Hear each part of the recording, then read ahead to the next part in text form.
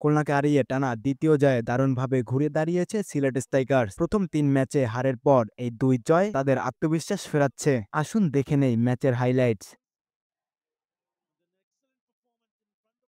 Sylhet strikers ব্যাটিংয়ে শুরুতেই ধাক্কা খায়, কিন্তু রনি তালুকদার ও জাকির হাসানের ১০৬ রানের দারুণ জুটি সিলেটকে এনে দেয় ১৮২ রানের বড় স্কোর। জাকির হাসান থাকেন অপরাজিত ৭৫ রানে।